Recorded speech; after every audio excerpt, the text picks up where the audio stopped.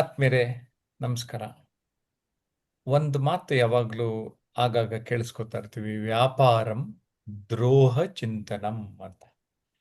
ವ್ಯಾಪಾರ ಮಾಡಿದ್ರೆ ಅಲ್ಲಿ ದ್ರೋಹವನ್ನು ಯೋಚನೆ ಮಾಡ್ಕೊಳ್ಳಿ ಅನ್ನೋ ಥರದ ಮಾತಿದೆ.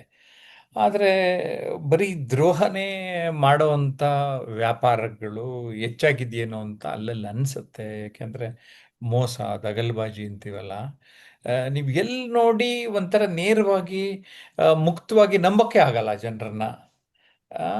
ಸೊ ಹಾಗಾಗಿ ಈ ವಿಷಯವನ್ನು ನಿಮ್ಮೆಲ್ಲರ ಮುಂದೆ ಇಡ್ತಾ ಇದ್ದೇನೆ, ಅಂದರೆ ನಮ್ಮ ಆನ್ಲೈನ್ ಪಾರ್ಟಿಸಿಪೆಂಟ್ಸ್ ಮುಂದೆ.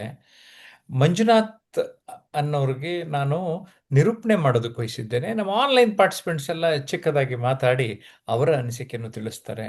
ಈ ವಿಡಿಯೋನ ಕಂಪ್ಲೀಟಾಗಿ ನೋಡಿ ನಿಮ್ಗೇನು ಅನ್ನಿಸ್ತು ಅನ್ನೋದನ್ನ ಕಾಮೆಂಟ್ ಮಾಡೋದನ್ನ ಮರಿಬೇಡಿ. ಏನಂತೀರಿ?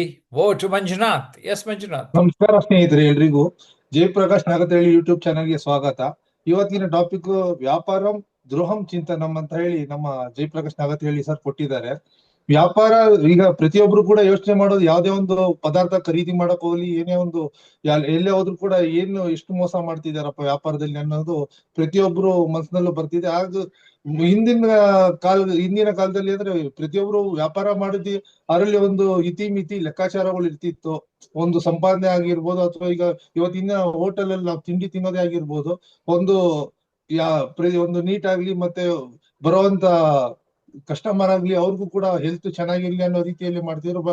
ಆದ್ರೆ ಇವತ್ತಿನ ದಿನದಲ್ಲಿ ಬರೀ ದುಡ್ಡಿನ ಮೇಲೆ ವ್ಯಾಮೋಹ ಜಾಸ್ತಿಯಾಗಿ ಪ್ರತಿಯೊಂದು ಕೂಡ ಬರೀ ದುಡ್ಡೇ ಆಗೋಗಿರೋದ್ರಿಂದ ಅದ್ರ ಬಗ್ಗೆ ನಮ್ಮ ಸ್ನೇಹಿತರಾದಂತ ನಮ್ಮ ರಮೇಶ್ ಸರ್ ಅವರ ಅನಿಸಿಕೆ ತಿಳಿಯೋಣ ಅಂತ. ರಮೇಶ್ ಸರ್, ತಮ್ಮ ಅನಿಸಿಕೆ ತಿಳಿಸಿ. ನಮಸ್ತೆ ಸರ್. ವ್ಯಾಪಾರಂ ದ್ರೋಹ ಚಿಂತನ ಈಗಿನ ಕಾಲಕ್ಕೆ ಇದು ಪ್ರಸ್ತುತವಾಗಿದೆ ಸರ್. ಅಂದ್ರೆ ಪ್ರತಿಯೊಂದು ವ್ಯಾಪಾರದಲ್ಲಿ ಅಲ್ಲಿ ಒಂದು ಹೋಟ್ಲಾಗಿರ್ಬೋದು, ಒಂದು ಅಂಗಡಿಗೆ ಹೋಗಿರ್ಬೋದು, ಪ್ರತಿಯೊಂದಲ್ಲೂ ಅತಿಯಾದ ಲಾಭದಾಸೆಯಿಂದ ನಿರೀಕ್ಷೆ ಮಾಡ್ತಾ ಮಾಡ್ತಾ ನಾವು ಬೇಗನೆ ಹಣ ಗಳಿಸ್ಬೇಕು ಅನ್ನೋ ಮನೋಭಾವಕ್ಕೆ ಒಳಗಾಗಿ ಪ್ರತಿಯೊಂದು ಅವರು ಏನೇ ಕೊಡುವ ಸೇವೆಗಳಲ್ಲಿ ಜಾಸ್ತಿ ಒಂದಕ್ಕಿಂತ ಒಬ್ರು ಜಾಸ್ತಿ ಇಟ್ಟು ಮಾರ್ತಾ ಇರ್ತಾರೆ ತಮ್ಮ ಸರಕುಗಳನ್ನ. ಇಲ್ಲೋದ್ನು ಅಂದ್ರೆ ಮೋಸ ಇಲ್ಲದೆ ಇರೋದೇ ಏನು ಇಲ್ವೇನೋ ಅಂತ ಅನ್ನಿಸ್ತಾ ಇದೆ ಪ್ರತಿಯೊಬ್ಬರಿಗೂ ಕೂಡ ಈಗಿನ ಕಾಲದಲ್ಲಿ. ಅದರಿಂದ ವ್ಯಾಪಾರ ಹಿಂದೆ ಮಾಡ್ತಿರೋ ಅವ್ರಿಗೆ ಎಷ್ಟು ಬೇಕು ಅಷ್ಟನ್ನು ಲಾಭ ಇಟ್ಕೊಳ್ತಿರು. ಈಗ ಅತಿಯಾದ ಲಾಭದ ಆಸೆಯಿಂದ ಅವ್ರು ಮಾಡೋದು ವ್ಯಾಪಾರ ಮಾಡೋದ್ಕಿಂತ ವ್ಯಾಪಾರದ ಹೆಸರಲ್ಲಿ ದ್ರೋಹ ಮಾಡ್ತಾವ್ರೆ ಅನ್ನೋದು ಪ್ರತಿಯೊಬ್ಬರಿಗೂ ಮನದಟ್ಟ ಆಗ್ತಿದೆ ಸರ್ ಇತ್ತೀಚಿನ ದಿನದಲ್ಲಿ. ಅದರಿಂದ ವ್ಯಾಪಾರ ಮಾಡಿ, ಆದ್ರೆ ದ್ರೋಹ ಒಂದ್ ಸ್ವಲ್ಪ ಕಡಿಮೆ ಮಾಡಿ ಅಂತ ಹೇಳಕ್ಕೆ ಇಷ್ಟಪಡ್ತೀನಿ ಸರ್. ಧನ್ಯವಾದಗಳು. ಧನ್ಯವಾದಗಳು ಸರ್, ಬಹಳ ಸೊಗಸಾಗಿ ವಿವರಣೆ ಕೊಟ್ಟಿದ್ದೀರಿ. ಈಗ ನಮ್ಮ ಇನ್ನೊಬ್ರು ಸ್ನೇಹಿತರಾದಂತ ನಮ್ಮ ಪ್ರಾಂಶುಪಾಲರು ಹರಿಪ್ರಸಾದ್ ಸರ್ ಅನಿಸಿಕೆ ತಿಳಿಸ್ಬೇಕು ಅಂತ ಕೇಳ್ಕೊಳ್ತೀನಿ ಸರ್. ಎಲ್ಲರಿಗೂ ನಮಸ್ಕಾರ.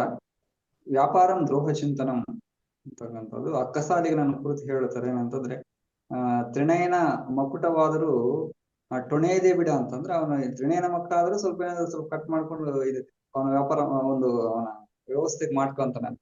ಹಂಗೆ ಈ ವ್ಯಾಪಾರದಲ್ಲಿ ಏನು ಯಾರ್ಯಾರು ಮಾಡ್ತಾ ಇದ್ದಾರೆ ಅದು ಸಾಮಾನ್ಯವಾಗಿ ಎಲ್ಲೋ ಒಂದು ದ್ರೋಹ ಬಗೆಯುವಂಥದ್ದು, ಕೆಟ್ಟದ್ದನ್ನ ಬಗೆಯುವಂಥದ್ದು, ಅಥವಾ ನಾವು ಲಾಭಕ್ಕೋಸ್ಕರ, ಕೆಟ್ಟದಂತಲ್ಲ, ತನ್ನ ಲಾಭಕ್ಕೋಸ್ಕರ ಎಲ್ಲೋ ಒಂದು ಸಣ್ಣ ಪುಟ್ಟ ಸುಳ್ಳು ಹೇಳ್ಬಹುದು. ಒಂದಷ್ಟೊಂದು ಅವನು 100 ರೂಪಾಯಿ ಹಾಕಿದ 1 ರೂಪಾಯಿ ಲಾಭ ತಗೋಬಹುದು, ಅದು ಸರ್ವೇ ಸಾಮಾನ್ಯ. ಬಟ್ ಇಲ್ಲಿ ಪ್ರಸ್ತುತತೆ ಏನಂತಂದ್ರೆ ಮನುಷ್ಯನನ್ನ ಅತಿಯಾಗಿ ಮೋಸ ಮಾಡಿ ಅವನು ಲಾಭಕ್ಕೋಸ್ಕರ ಅಮಾಯಕರನ್ನು ಮೋಸ ಮಾಡ್ತಾರಲ್ಲ, ಅದನ್ನ ಉದ್ದೇಶಿಸಿ ಸಾಮಾನ್ಯವಾಗಿ ಈ ಜನರೇಷನ್ ಹಂಗೆ ಮಾಡಿದ್ದಾರೆ. ಕಂಪನಿಗಳಾಗಿರ್ಬೋದು, ವ್ಯಾಪಾರಸ್ಥರಾಗಿರ್ಬೋದು, ಯಾರು ಇಂಟೆಲಿಜೆಂಟ್ ಅಂತಂದ್ರೆ ಏನಂದ್ರೆ ಯಾರೋ ಮೋಸ ಮಾಡುವಂತದ್ದು, ಯಾರು ಮೋಸ ಮಾಡ್ತಾ ಇದಾರೆ ಅಂತವ್ರನ್ನ ಆಯ್ಕೆ ಮಾಡ್ಕೊಂತ ಇದಾರೆ. ಯಾರನ್ನ ಜಾಸ್ತಿ ಅತಿಯಾಗಿ ಮಾತಾಡಿ ಮೋಸಗಾರಿಕೆಯಿಂದ ಮಾತಾಡಿ ಅದ್ರ ಮೂಲಕ ಕಂಪನಿಗೆ ಯಾರು ಲಾಭ ತರ್ತಾರೋ ಅಂತವ್ರನ್ನು ನೀತಿ, ನ್ಯಾಯ, ಧರ್ಮ ಅಥವಾ ಒಂದು ವ್ಯವಸ್ಥಿತವಾಗಿ ಯಾರು ಕೆಲಸ ಮಾಡ್ತಾರೋ ಅವ್ರಿಗೆ ವ್ಯಾಲ್ಯೂ ಕಮ್ಮಿ ಆಗ್ತಾ ಇದೆ ಅಂತಕ್ಕಂಥದ್ದು. ಅದಕ್ಕಾಗಿ ಅಂತವರ ಕಮ್ಮಿ, ಒಂದು ಯಾರು ವ್ಯಾಲ್ಯೂ ಬೆಳಗ್ ಮನುಷ್ಯ ಇರ್ತಾನೋ ಅಂತವ್ರ ಬೆಳೆ ಹೆಚ್ಚಾಗ್ಬೇಕು, ಅಂತ ಮೋಸ ಮಾಡ್ತಾರಲ್ಲ ಅವರು ಸ್ವಲ್ಪ ಕಮ್ಮಿ ಆಗ್ಬೇಕು. ಈ ಪ್ರಸ್ತುತ ಸಮಯದಲ್ಲಿ ಅವ್ರ ಜನ ಹೆಚ್ಚಾಗ್ತಿದೆ, ಯಾವುದೋ ರೀತಿಯಲ್ಲಿ ಸಮಾಜಮುಖಿ ಕಮ್ಮಿ ಆಗ್ಬೇಕು ಅಂತಕ್ಕಂಥ ನನ್ನ ಭಾವ ಸರ್. ಧನ್ಯವಾದಗಳು. ಬಹಳ ಸೊಗಸಾಗಿ ವಿವರಣೆ ಕೊಟ್ಟಂತ ಹರಿಪ್ರಸಾದ್ ಅವರಿಗೆ ಧನ್ಯವಾದಗಳು. ನಮ್ಮ ಮುಂದಿನ ಸ್ನೇಹಿತರಾದಂತ ಕಟ್ಟೇರಿ ಸ್ವಾಮಿ ಅವರು ಇದು ವಿಚಾರವಾಗಿ ಅಭಿಪ್ರಾಯ ತಿಳಿಸ್ಬೇಕು ಅಂತ ಕೇಳ್ಕೊಳ್ತೀನಿ. ಎಲ್ರಿಗೂ ನಮಸ್ಕಾರ. ವ್ಯಾಪಾರಂ ದ್ರೋಹ ಚಿಂತನಂ. ನೋಡಿ, ವ್ಯಾಪಾರ ಅಂದ್ರೆ ಇವತ್ತು ವ್ಯಾಪಾರದ ಚಟುವಟಿಕೆಗಳು ಇದು ಲಾಭಕ್ಕಾಗಿ ಮಾಡುವ ಒಂದು ಸೇವೆ ಅಂತನೂ ನಾವು ಹೇಳ್ಬೇಕಾಗುತ್ತದೆ. ಈಗ ದ್ರೋಹ ಚಿಂತನಂ, ಈಗ ಕೆಲವ್ರು ಏನ್ ಮಾಡ್ತಾರಂದ್ರೆ ಈ ವ್ಯಾಪಾರ ಮಾಡೋದ್ರ ಜೊತೆಗೆ ಅವ್ರದ್ದೊಂದು ಅಂದ್ರೆ ದುರಾಲೋಚನೆ, ಅಂದ್ರೆ ದುರ್ದೋಷದಿಂದನೇ ಇದನ್ನ ನಾವು ದ್ರೋಹ ಮಾಡ್ಬೇಕಂತಾನೆ ಕೆಲವರು ಉಟ್ಕೊಂಡಿರ್ತಾರೆ. ಯಾಕಂದ್ರೆ ಇವತ್ತು ಸಾಕಷ್ಟು ನಾವು ನೋಡ್ಬೋದು, ಪೆಟ್ರೋಲ್ ಬ್ಯಾಂಕ್ ಅಲ್ಲಿ ಆಗಿರ್ಬೋದು, ಹಾಗೆ ಮತ್ತೆ ಒಂದು ತರಕಾರಿ ಅಂಗಡಿಗಳಲ್ಲಿ ಈ ತಕ್ಕಡಿಯಲ್ಲಿ ಉಕ್ಕು ಅದನ್ನೆಲ್ಲ ಮ್ಯಾಗ್ನೆಟ್ ತರ ಇಟ್ಟು ಆ ತೂಕ ಹೆಚ್ಚಿಗೆ ಬರಂಗೆ ಮಾಡ್ತಾರೆ. ಹಾಗಾಗಿ ಈ ಹೋಟೆಲಲ್ಲೇ ಹೋಗ್ಬೋದು, ನಾವು ಹೋಟೆಲ್ಗೆ ಹೋಗ್ಬೇಕಾದ್ರೆ ತಿಂಡಿ ತಿನ್ಬೇಕಾದ್ರೆ ಕೂಡ ಅಷ್ಟೇ ಕಾಪಿನ ಬಿಲ್ಲು ಡಬಲ್ ಹಾಕಿರ್ತಾರೆ, ಹಾಗೆ ತಿಂಡಿ ಬಿಲ್ಲುನು ಜಾಸ್ತಿ ಇರುತ್ತೆ. ಹಾಗೆ ಮಾಲ್ಗಳಲ್ಲಿ ನಾವು ಹೋಗ್ಬೋದು, ಸಾಕಷ್ಟು ಐಟಮ್ ಆಫರ್ ಕೊಡ್ತೀವಿ ಅಂತ ಹೇಳಿ ಈ ಮಾಲ್ಗಳಲ್ಲಿ ನಮಗೆ ಮೆಸೇಜ್ ಮೂಲಕ, ಆಮೇಲೆ ಒಂದು ಕಾರ್ಡ್ಗಳ ಮೂಲಕ, ಅಡ್ವರ್ಟೈಸ್ ಆಫರ್ ಮೂಲಕ ನಾವು ಹೋಗ್ತೀವಿ. ಅಲ್ಲಿ ಹೋದಾಗ ಕೂಡ ನಾವು ಬಿಲ್ಲು ನೋಡೋದೇ ಇಲ್ಲ, ಎಲ್ಲ ಸರಿಗೆ ಹಾಕಿರ್ತಾರಂತ ಇದು ಮಾಡ್ತೀವಿ. ಬಟ್ ಅದನ್ನ ನಾವು ನೋಡಿ ಅದನ್ನ ಇದು ಮಾಡಿದಾಗ ಡಬಲ್ ನಮ್ಮ ಬಿಲ್ ಹಾಕಿರ್ತಾರೆ. ಹಾಗಾಗಿ ಈ ವ್ಯಾಪಾರದಲ್ಲಿ ಈ ದ್ರೋಹ ಮಾಡೋರು ಉಟ್ಕೊಂಡೇ ಇರ್ತಾರೆ. ನಾವು ಅದ್ರ ವಿಚಾರವಾಗಿ ನಾವು ಹುಷಾರಾಗಿ ನಮ್ಮ ಒಂದು ವ್ಯಾಪಾರವನ್ನ ನಾವು ಎಲ್ಲಿ ವ್ಯಾಪಾರ ಮಾಡ್ತೀವಿ ಅಲ್ಲಿ ಹುಷಾರಾಗಿರ್ಬೇಕಂತ ನಾನು ಹೇಳಕ್ ಇಷ್ಟಪಡ್ತೀನಿ. ಧನ್ಯವಾದ ಸರ್. ಬಹಳ ಸೊಗಸಾಗಿ ತಿಳಿಸ್ಕೊಟ್ರಿ ಸರ್, ಧನ್ಯವಾದಗಳು ಕಟ್ಟೇರಿ ಸ್ವಾಮಿ ಅವರಿಗೆ. ಈಗ ನಮ್ಮ ಮುಂದಿನ ಸ್ನೇಹಿತರಾದಂತ ಬಾಬು ಸರ್ ಅವರು ಅಭಿಪ್ರಾಯ ತಿಳಿಸ್ಬೇಕು ಅಂತ ಕೋರ್ತೇನೆ. ಎಲ್ರಿಗೂ ಕೂಡ ನಮಸ್ಕಾರ. ವ್ಯಾಪಾರಂ ದ್ರೋಹ ಚಿಂತನಂ ಅಂತೇಳಿ. ಸೊ ಮೊದಲೆಲ್ಲ ವ್ಯಾಪಾರ ಮಾಡ್ತಿದ್ರು, ಅದಕ್ಕೆ ಒಂದು ವ್ಯಾಪಾರ ಧರ್ಮ ಅಂತೇಳಿ ಇರ್ತಿತ್ತು. ಕಡಿಮೆ ಲಾಭವನ್ನು ತಕೊಂಡು ಸರ್ವೀಸು ಸೇವೆ ಬಹಳ ಮುಖ್ಯ ಅಂತೇಳಿ ಆ ಹಿಂದಿನ ಕಾಲದಲ್ಲಿ ಮಾಡ್ತಾ ಇದ್ರು. ಇವತ್ತೇನಾಗಿದೆ, ನಾನು ಬೇಗ ದಿಢೀರ್ ಶ್ರೀಮಂತ ಆಗ್ಬೇಕು, ಹೆಚ್ಚೆಚ್ಚು ಲಾಭಕ್ಕೆ ಮಾರ್ಬೇಕು ಅಂತ ನಾವು ಒಂದು ಪೇಟೆ ಬೀದಿಗೆ ಹೋದಾಗ ಒಂದ್ ಅಂಗಡಿಲಿ ₹1,000 ವಸ್ತು ಅದೇ ಕ್ವಾಲಿಟಿ ಇರ್ತಕ್ಕಂಥದ್ದು ಇನ್ನೊಂದ್ ಕಡೆ ಹೋದಾಗ ₹1,200 ಹೇಳಿರ್ತಾನೆ, ಇನ್ನೊಂದ್ ಕಡೆ ಹೋದಾಗ ₹1,400 ಹೇಳಿರ್ತಾನೆ. ಯಾಕೆ ಅಂತ ಕೇಳಿದಾಗ, ಇಲ್ಲ ಸರ್ ಅದಕ್ಕಿಂತ ಕ್ವಾಲಿಟಿ ಇರುತ್ತೆ, ಮತ್ತೊಂದು ಮಗ್ದೊಂದು ಅಂತ ಹೇಳ್ತಾರೆ. ಅವರ ವೃತ್ತಿ ಧರ್ಮ ಖಂಡಿತ, ಅವರು ಲಾಭ ಇಲ್ದೇನೆ ಮಾಡ್ಲಿಕ್ಕೆ ಆಗೋದಿಲ್ಲ. ಕಡಿಮೆ ಲಾಭವನ್ನು ತಕೊಂಡು ಜನರಿಗೆ ಹೆಚ್ಚಿನ ಸರ್ವಿಸ್ ಕೊಟ್ರೆ ಖಂಡಿತವಾಗಿ. ಇನ್ ಕೆಲವರು ಏನ್ ಮಾಡ್ತಾರಪ್ಪ ಅಂದ್ರೆ, ಕಳಪೆ ವಸ್ತುಗಳನ್ನ ನೀಡಿ ಅದೇ ಒರಿಜಿನಲ್ ಅಂತೇಳಿ ಅಲ್ಲಿ ಹಣ ತಗೊಳ್ಳೋದು, ಸರಿಯಾದ ರೀತಿಯಲ್ಲಿ ಸರ್ವಿಸ್ ಅನ್ನ ಕೊಡದೇ ಇರ್ತಕ್ಕಂಥದ್ದು. ಹಾಗಾಗಿ ಅಸಲಿ ವಸ್ತುಗಳನ್ನು ಬಿಟ್ಟು ನಕಲಿ ವಸ್ತುವಿಗೆ ಆ ರೇಟನ್ನು ತಗೊಳ್ಳೋದು ಇದು ಖಂಡಿತ ಅಲ್ಲ. ಅವ್ರು ಏನು ಒಂದು ಸೇವೆ ಬಹಳ ಮುಖ್ಯವಾಗಿರುತ್ತೆ, ಅದಕ್ಕೆ ಅವರ ಇತಿಮಿತಿ ಒಳಗಡೆ ಲಾಭಾಂಶ ಇಲ್ಲದೆ ಮಾಡ್ಲಿಕ್ಕೆ ಆಗೋದಿಲ್ಲ.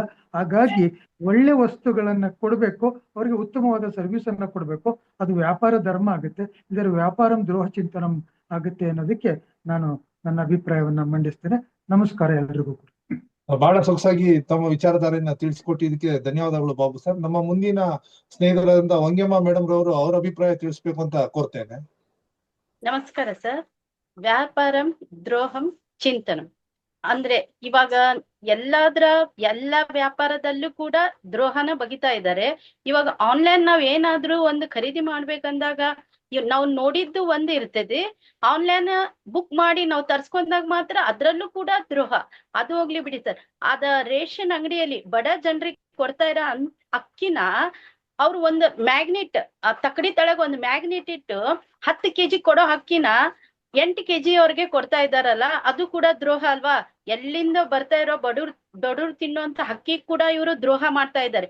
ಆದ್ರೆ ಅದು ಅಲ್ದೆ ಅದ ರೇಷನ್ ಅಂಗಡಿ ಒಳಗಡೆ ಒಂದು ಸೋಪ್ ತಗೊಂಡ್ರೆ ನಿಮ್ಗೆ ಅಕ್ಕಿ ಕೊಡ್ತೀನಿ ಅಂತ ಹೇಳ್ತಾ ಇದ್ರೆ ಅದು ಕೂಡ ತಪ್ಪಾಗುತ್ತೆ ಸರ್. ಯಾಕಂದ್ರೆ ಎಷ್ಟು ಜನರಿಗೆ ದ್ರೋಹ ಮಾಡಿ ತಿಂದ್ರು ಕೂಡ ಅದು ಎಲ್ಲಿ ಹೋಗ್ಬೇಕು ಸರ್, ಅಲ್ಲೇ ಹೋಗುತ್ತೆ. ಹಾಗಾಗಿ ಜನರಿಗೆ ಮೋಸ ಮಾಡ್ಲಾರ್ದಂಗೆ ವ್ಯಾಪಾರ ಮಾಡಿದ್ರೆ ದೇವ್ರು ಮೆಚ್ತಾನೆ ಅಂತ ಹೇಳಕ್ ಇಷ್ಟಪಡ್ತೀನಿ. ಧನ್ಯವಾದ ಸರ್.